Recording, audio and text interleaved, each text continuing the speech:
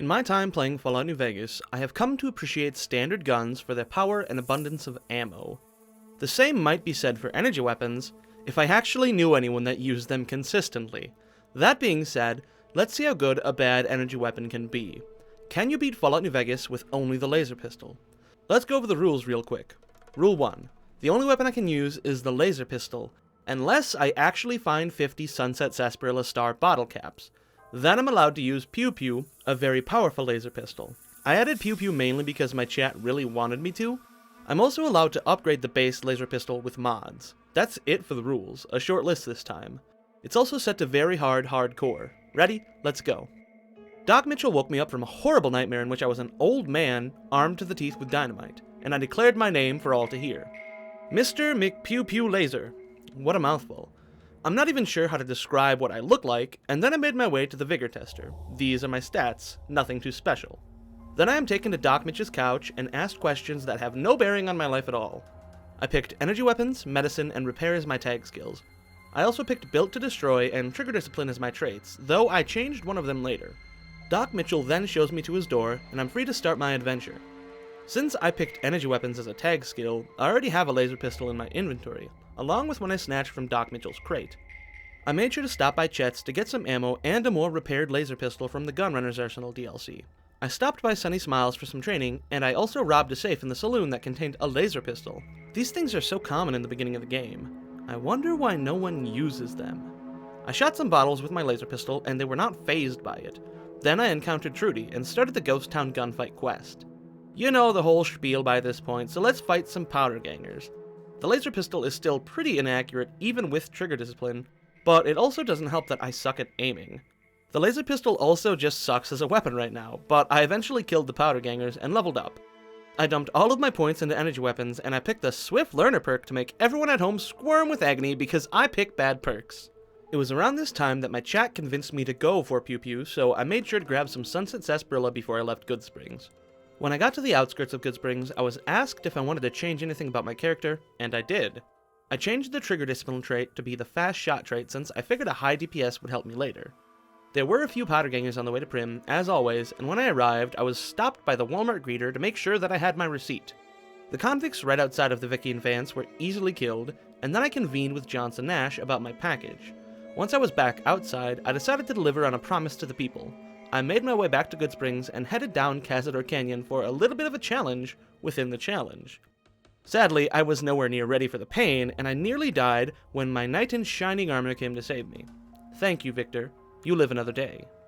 For as much as that helped me, there's only so much one can do to Cazadors with a laser pistol, so I attempted a different way. Apparently, there was a way to New Vegas from Black Mountain, and I actually had no idea, so that's what we're going for. The way was littered with powder gangers and Malcolm Holmes. Normally, we don't see Malcolm Holmes in these challenge videos since I don't drink Sunset Sarsaparilla often enough to get star caps, so let's make the best of it. I stopped and talked to Chomps Lewis and made a horrible decision. I told everyone in chat that I would kill all of the Deathclaws in Quarry Junction before the challenge ended. Lord have mercy on my soul. With the thought of Deathclaws etched into my mind, I stopped at Neil's shack and was told of the dangers of Black Mountain. I chose to ignore them and walked up to where the passage was. My chat told me it would be safe, but they were wrong. Mr. McPew Laser was gunned down in the prime of his life. Luckily saving is a thing, so I went back and tried again, but this time from a different angle. It worked, and I took a moment to practice my Indiana Jones impression, and I was on my way to the 188 trading post. I didn't stay very long in favor of heading back to Boulder City for some easy experience. Jessup was once again surprised that I was still kicking, and I leveled up to 4. I put my points into energy weapons and picked Swift Learner again because that's a great perk, right? I also leveled up to 5 right after that and almost maxed out my energy weapons. This time, I did something a little different. I shot Jessup and then ran away like a baby. Then, I let the NCR do their job. The walk to Freeside was quiet, and I made sure to discover Camp Golf in case I needed to go there later. I also stopped at the crashed caravan for some easy combat armor, and then made my way to Freeside. I stopped at Mick and Ralph's to see if they had any ammo for me, and then I stopped at the Silver Rush to steal as much ammo and weapons as I could for easy caps. I sold them at the Gunrunners, and then I had enough caps to go into the strip. I also leveled up to 6 and maxed out my energy weapons, and started to work on the science skill. I also picked the last rank of Swift Learner just to have some fun comments to read later. The first stop was at Lucky 38 since I was going to be siding with Mr. House this time around, and after I got done talking with him, I went to the tops with a stealth boy active so I could sneak my laser pistol in as a holdout weapon. I attacked Benny, and everything was going well, until it wasn't. I tried again, and made sure to only kill Benny for the platinum chip so I didn't have to stay as long. I returned to Mr. House, gave him the chip, and my game broke. I've never seen that one happen before. I tried again, and this time I chose the stay here option, and that sorted it out, I guess. After I got done watching Mr. House's performance, I was asked to head to the fort and activate the Securitrons there, and I obliged. I also made sure to bug the Lucky 38 for the followers for some easy experience, and I leveled up to 8. I put my points into science and picked the Bloody Mess perk for a little extra damage. Since my laser pistol still didn't have any cool attachments, I stopped by Chet's to see if he had any, and he had 2 of the 3 I needed. Since I haven't gone to Nipton yet, I thought it would be a good idea since I really needed to kill Oliver Swanik. It was also to talk to Vulpus and get his quest. When I reached the Mojave outpost, I talked to Ghost and Sergeant Kilborn for easy experience, and I also took Ranger Jackson's quest to kill some ants down by the road. Lacey had the last mod I needed for my laser pistol. Now all I needed to do was level up enough to get the perk that allowed me to craft max charge ammo, which would be incredibly handy against armored targets. I went back to Nipton, climbed the hill, and killed some bighorners for the last bit of experience I needed to get to level 10. I put the points into science and got the Vigilant Recycler perk so I could make some better ammo. I kept walking for a bit so I could find a new fast travel location, and then I went back to Good Springs and turned all of my energy cells into max charge energy cells, which do 1.5 times damage, 2.5 times damage to my gun condition, and minus 10 damage threshold from the target. These cells would be perfect for the Legionaries I was sure to battle later. Now that I had some good ammo, I fast traveled back to Camp Searchlight and made my way down to Cottonwood Cove so I could go to the fort. When I met up with Caesar, he asked me to blow up Mr. House's bunker, and I said yes, which was, in fact, a lie. When I arrived at the bunker, I didn't even stop to talk to Mr. House. I just went in lasers a-firin'. It was very easy with my new ammo, and I activated the Securitrons. I went back to Caesar and told him the deed was done, and left to go back to the Strip. While I was at the fort, I picked up Vulpus's quest to check on Martina, and went to the Vault Hotel to kill some Omerta thugs. I was very much trying to make sure I didn't need to power level towards the end of the challenge like I had to do last time. I went back to Mr. House and got the Boomer's quest, and when it was time to go through the mortar bombardment, I was only killed once. I leveled up to 12 right outside of the gate, and picked Here and Now as my perk to see the consequences of my actions later. Raquel took me to see Mother Pearl, and then I started requests to make the Boomers like me. There was no way I was going to be able to do the Ants Misbehavin' quest since the lasers made them explode, so I opted out for the other quests. I stopped in at Argyle's to heal his patients, talked to Loyal to start his quest, and visited Pete to learn the Boomers' history. Sadly, I actually didn't have enough repair to repair the solar arrays, so I went to Prim and took out all of the convicts there for experience, and so I could get Prim a new sheriff. I went with Myers this time since I didn't really need the NCR to be in charge of Prim, and when I finished the quest, I was still a bit from leveling. So I went to the dry lake and took out my frustrations on some fire ants, and that did the trick. I put my points into repair, and if that wasn't enough, I had a magazine to back me up. I also picked the fast metabolism perk so Stimpaks would be better. I went back to the Boomer's Array, and what luck. I needed 65 repair to fix the panels, and the magazine would put me at 65 repair on the dot. With that done, I returned to Loyal, and I was able to talk to Mother Pearl about the Lady of the Water. I also got the howitzer firing mechanism for the Legion. Not sure why, but I think I was trying to be accepted by them so I could get easy supplies. Anyways, I returned to Loyal, and I was asked to bring a sunken bomber from the bottom of the lake to the top, so how could I say no? Now the Boomers were on my side, and I was ready to return to Mr. House. Mr. House's next quest was for me to stop whatever the Omertas were planning, so I was off to the Gomorrah. I didn't stay for long as I wanted to up my ammo count, so I went all the way over to the Hoover Dam and I was able to convince the quartermaster to sell me ammo. And boy did he have a lot. I bought all of the ammo I could, including electron charge packs and microfusion cells, as I could make them into small energy cells later. Now I was absolutely loaded with ammo, nearly 900 max charge energy cells. With these in my pocket, I went back to the Gomorrah and stopped my stream. Now, for some reason, I decided to leave the Gomorrah again in favor of starting the Brotherhood's questline. Normally, I wouldn't grab Veronica for this part, but I didn't want to have to go through the whole bomb collar thing again. Once Veronica got me into the bunker, I dismissed her and I never saw her again. It's been a while since I actually did the Brotherhood's quest, so let's do the terrible threes. The first of the threes was me grabbing the missing holotapes from the Brotherhood patrols. 2 of them were easy to get, the one by Black Mountain and the one by the Boomers. The other one always takes a bit longer since I never seem to have a good lockpicking or science skill, but for once I actually had a good science skill, so it wasn't that bad. Once I brought those to the Elder, it was the second of the terrible threes. I had to make contact with some Brotherhood scouts across the Mojave. Also easy. There was one by the NCR Correctional Facility, one by Nipton, and one by Camp Searchlight? I'm pretty sure he's closest to there at least, and we're done. Back to the Elder for the third and final Terrible 3, I was to collect parts from 3 different vaults so the Brotherhood bunker could stay running. These are always more time consuming since the vaults are scattered and usually filled with Mantis. I hate Mantis. So to save up on time, let's do this quickly. The first vault was Vault 11, filled with giant rats and Mantis. Those being the only enemies, I was able to easily make my way down to the lower levels of the vault and grab the part I needed. The next vault was Vault 22, and it was also loaded with Mantis. There were some spore carriers inside, but since I had a high enough repair for the elevator, I was able to bypass all of them and head straight to the parts I needed. The last vault was Vault 3, home of the Fiends. I actually cleared out most of the enemies from here for some experience, and it paid off when I hit level 16. I put my points into speech, and I picked the tag perk so I could tag speech and get another 15 points. This wasn't a failsafe, it was so I could do some quests easier.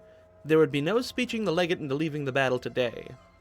After I cleared the enemies from downstairs, Motor Runner attacked. I had him on the ropes, but my laser pistol broke, so I went for the parts, and for some reason, Motor Runner stopped combat to talk to me once I entered this room. I assume it's because he does that normally, but you'd think they'd program him to not do that if he's trying to kill you. After Motor Runner showed me mercy, I grabbed the part and made my way back to the Elder. Now that we're done with the Terrible 3s, we could actually become a member of the Brotherhood, after we did one last quest for them. I was to head up Black Mountain and install some gizmo for them. Easy as pie. That is, if you like your pie exploded and bloody. After a couple of attempts, I was able to make it into Tabitha's room and do what I needed to, and went back to the Elder for my power armor training, which is the only reason I ever do these quests in my challenges. Now that I had access to power armor, I wanted my favorite set, T51 that was not aligned with the Brotherhood, and one of the cheapest ways to do that is by going to the Brotherhood safe house and grabbing the set there. So it was off to the safe house. The way to the safe house had a few Deathclaws, and now was a good time to see how well I was going to be able to handle them in Quarry Junction. The young Deathclaws weren't the worst thing in the world, and if I could get a leg crippled on the adult Deathclaws, I was pretty well victorious. The only problem was the general lack of damage I did to them, even with my max charge energy cells. When I arrived at the safe house, I grabbed what I needed, fixed the set, and I was on my way back to the Gamorra to stop the Omertas. Unlike the last challenge where this quest was a pain in my ass due to a lack of a speech skill, I actually had a decent speech. So, it was as easy as confronting Cachino, talking to Troik and getting him out of his contract with Big Sal, and then taking Troik's thermite and blowing up the illegal guns the Omertas had.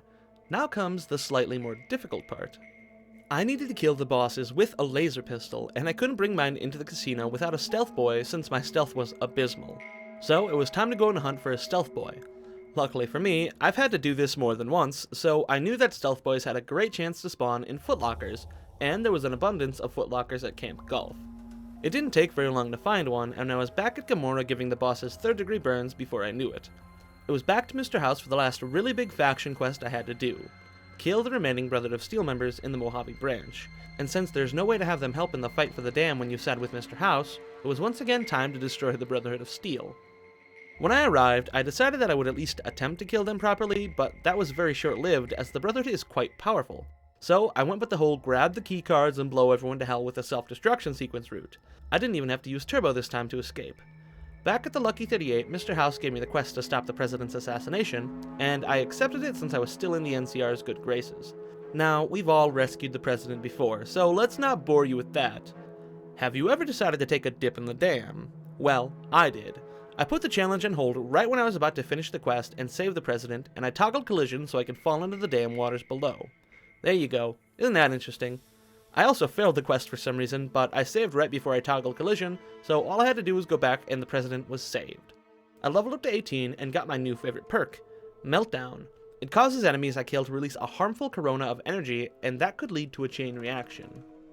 Back to Mr. House, I was told to install an override chip in the El Dorado pump station, which was very easy since the NCR never actually does anything to me for some reason when I enter. Now that I was only a moment away from going to the dam for the final battle, I decided it was time to acquire Pupu since I figured it would be pretty fun to have. I made sure to stop at some shops to buy some Sunset Sarsaparilla, which had a 5% chance to give you a star cap every time you drank one, and then I made my way to the Sunset Sarsaparilla factory. I talked to Festus and decided to play some lucky horseshoes with him since I heard that you could win some star caps from him.